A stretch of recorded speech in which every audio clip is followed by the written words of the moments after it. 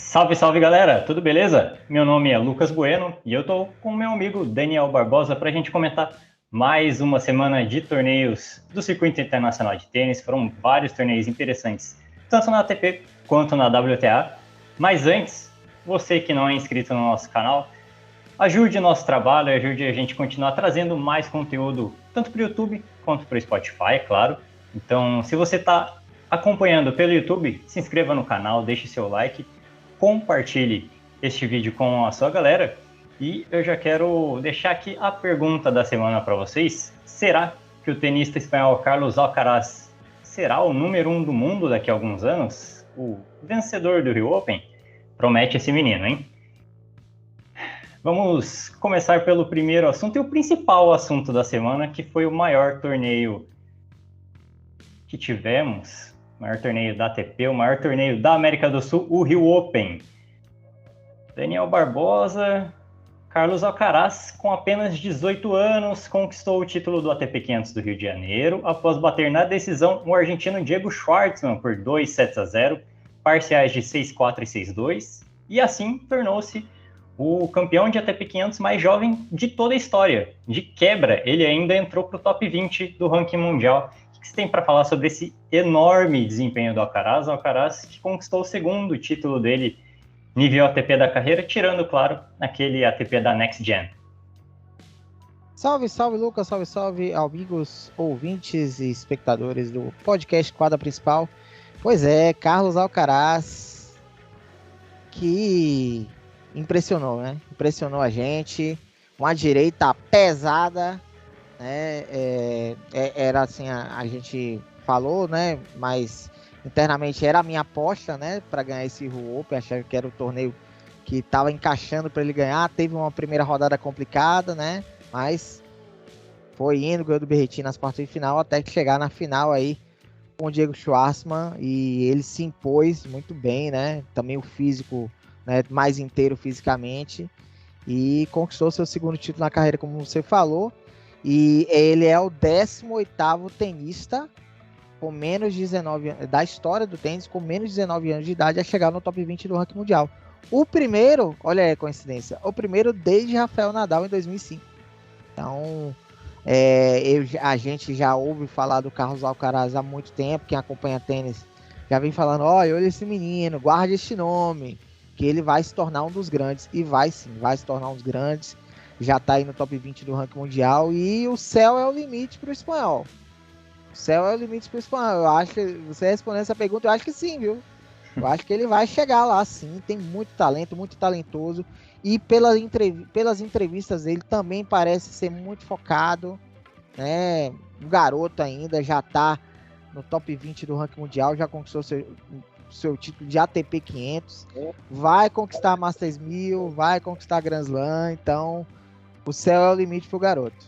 E na final, né, bateu o Schwartzman que sentiu o desgaste com essa programação, com chuva, programação interrompida, os tenistas jogando 2 vezes no mesmo dia. O Schwartzman acabou sentindo muito e acabou amargando seu segundo vice-campeonato seguido, mas título com todos os méritos do espanhol, que durante a semana havia sido abençoado pelo Cristo Redentor, e a bênção deu certo, levantou o caneco. Deu certo. O Schwartzman, que já tinha sido vice-campeão lá na Argentina, acabou perdendo para o Casper Ruud na final, foi vice-campeão agora no Rio Open.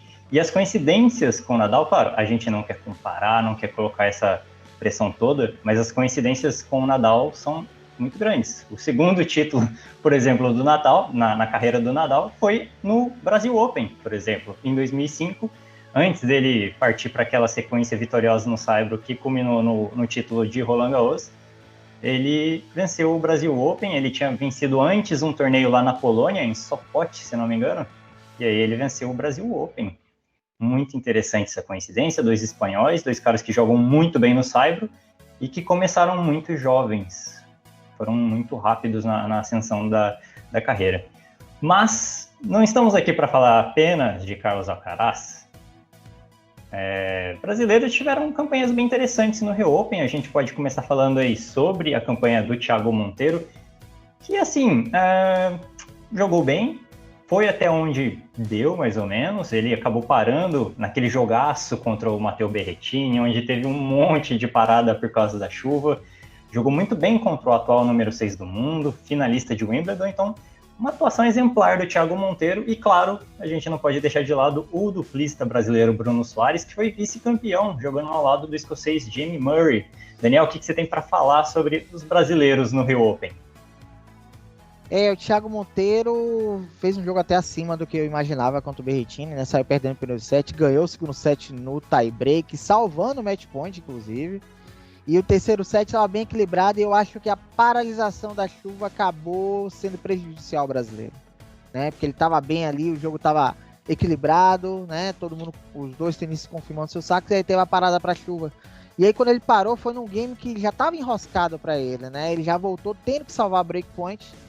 E aí você volta depois de horas parado, entra na quadra, sai da quadra que volta a chover, ele volta frio, e aí para um sacador, né, você voltar, sacador voltar frio e ainda tem que salvar breakpoint, ele até salvou o primeiro, mas o segundo acabou não conseguindo e ele acabou sendo derrotado, mas sim, deixou uma boa impressão, né, pela atuação contra o Berrettini, o que prova que o Thiago Monteiro é capaz, né, de jogar jogos de igual para igual contra esses grandes tenistas, não importa, e aí não importa se é no saibro ou se é na quadra dura, ele só precisa de consistência e ele precisa ganhar jogos importantes, precisa fazer boas campanhas nesses torneios, né, porque agora ele tá fora do top 100 do ranking mundial, é o atual número 107 do mundo, então vai precisar remar aí pra gente pensando lá na frente em Roland Garros, hoje ele teria que disputar um qualificatório, por exemplo, né.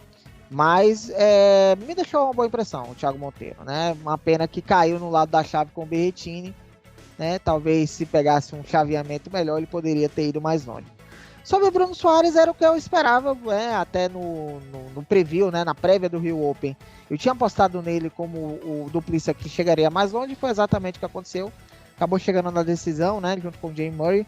Pegou os italianos, carne de pescoço, Fabio Fognini e Simone Bolelli. E aí vem aquela questão, né? Dois simplistas jogando duplas.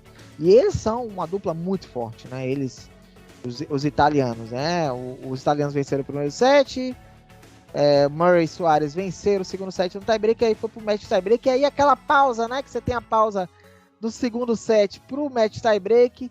Aquela pausinha ali acabou sendo bom pros italianos que, inspiradíssimos em devoluções, principalmente o Simone Bolelli, acabaram conquistando o título, mas de qualquer maneira uma grande campanha do Murray e do Bruno Soares. E apesar de Fognini e Bolelli serem simplistas, eles acabaram vencendo, por exemplo, um título de Grand Slam em duplas juntos, antes mesmo do Bruno Soares conquistar seu primeiro título em duplas masculinas, né? Ele já tinha em duplas mistas, aí Bolelli e Fognini vencem o Australia Open de 2015. No torneio seguinte, o Australia Open de 2016, aí o Bruno vence ao lado do Jamie Murray. Boa atuação. Tá faltando ainda o título brasileiro no Rio Open, mas sim, parece que cada vez mais a gente vai chegando mais próximo disso, né? Pelo menos em duplas. Exatamente.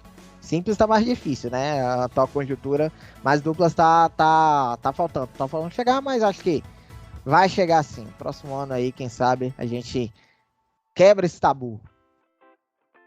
E mais uma vez fica o pedido, a nossa torcida, para que volte a chave feminina do Rio Open, que é fundamental para o desenvolvimento do tênis feminino. Tênis feminino que vem muito bem com a Bia Haddad Maia, com a Luiz Stefani, com a Laura Pigossi, a Carol Meligeni. Então, se tiver um torneio WTA aqui, vai ser sensacional, porque vai ajudar cada vez mais as nossas principais jogadoras e até a formação, né, de base. Tudo, uma coisa vai ajudando a outra. Agora que a gente já está falando de tênis feminino, bora falar sobre ela. Ela voltou. A tenista letã Jelena Ostapenko faturou o título do WTA 500 de Dubai ao atropelar a russa Verônica Kudermetova por 2-0, com direito a pneu no primeiro set. E por que eu digo que ela voltou? Ostapenko simplesmente derrotou 4 campeãs de Grand Slam para chegar na final do WTA 500 de Dubai: Sofia Kenin, Iga Swiatek, Petra Kvitova e Simona Halep. Que campanha fantástica! E com esse título, a campeã de Roland Garros de 2017 voltou para o top 15 da WTA, ocupando a 13ª posição. Belo título, hein, Daniel?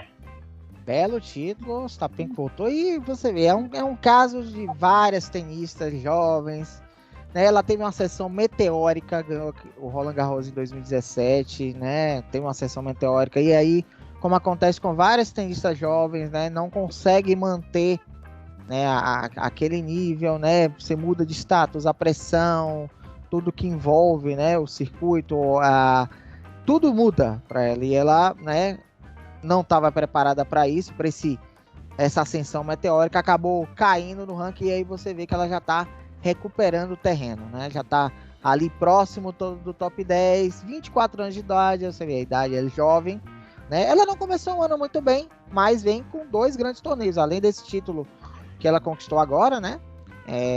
Ela teve na semana passada uma ótima campanha em São Petersburgo. Ela caiu na semifinal, perdeu para a campeã, a Anna Kontaveit. E a Ostapenko, né, o último título dela havia sido do ano passado, eu não vou lembrar agora qual foi acho que foi Easterborn, se não me engano. E aí volta com tudo a nossa Letã. Volta com tudo a nossa Letã. Tem talento, tem bola, né? Então podemos chegar aí se ela conseguir manter essa boa fase, né? Ela pode já voltar ao top 10 do ranking mundial da WTA.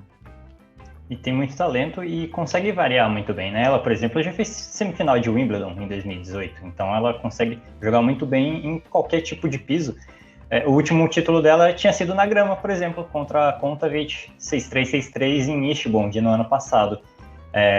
E joga muito bem em duplas, por exemplo, nesse torneio do WTA 500 de Dubai, ela fez final de duplas ao lado. É isso, grande campanha da Jelena Ostapenko. Agora vamos falar de outro torneio que foi bem interessante essa semana, o ATP 250 de Marseille, na França. Andrei Rublev derrotou o Félix Auger-Aliassime, que vem em excelente fase, e ficou com o título. Esse foi o 4º duelo entre esses tenistas e apenas o primeiro em que o vencedor liquidou a fatura aí em apenas 2 sets. Lembrando que eles já tinham se enfrentado na semana passada pela semifinal do ATP 500 de Roterdã, com vitória do Auger-Aliassime nesse caso. Belo título do Rublev, o Rublev que está a poucos pontos do Berrettini, hein, Daniel, pela luta na 6ª colocação do ranking da ATP. Pois é, o Rublev deu troco, né, em relação à semana passada. E você falou que ele venceu em 7 diretos.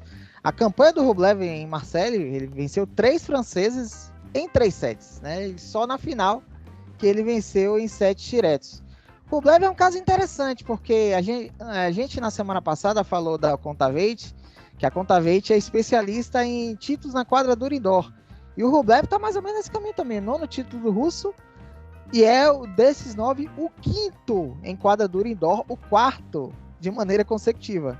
Então, quando tem torneio quadradura indoor, já pode colocar o Rublev aí na lista dos favoritos, com certeza. É um ótimo time, mas independentemente disso, o Rublev já está aí há um tempo no top 10, né? Busca aí se aproximar ali do Berrettini. E o Aliassime, que havia sido, finalmente tinha conquistado seu primeiro título na semana passada, agora amarga mais um vice-campeonato, é o 9º vice-campeonato do canadense na carreira. Foi uma grande partida de altíssimo nível técnico, de 2 tenistas que não à toa estão no top 10 do ranking mundial.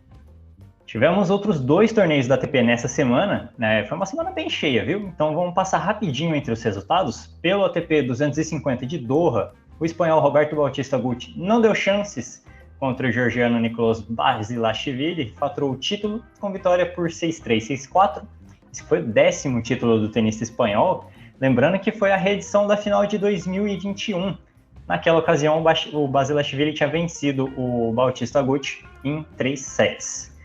Por fim, Cameron Norrie, da Grã-Bretanha, venceu o ATP 250 de Derry Beach ao superar o gigante Reilly Opelka, de novo a gente falando dele por aqui, por 2-0 e, claro, em 2 tie-breaks. Contra o Opelka não pode ser diferente, né, Daniel? E obviamente eu vi os melhores momentos desse jogo e vi que foi duplo 7-6 e eu fui logo nas estatísticas para ver se teve quebra de saque, né? Se não teve quebra de saque. E o Opelka disparou 25 aces. Se na semana passada, em Dallas, ele havia convertido 17, dessa vez foi 25.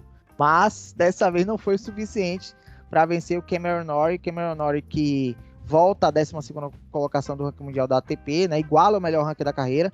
Ele que foi o campeão do Masters 1000 de Indian Wells no ano passado. E o britânico adora torneios da América do Norte, porque ele já havia vencido Los Cabos no ano passado também, né?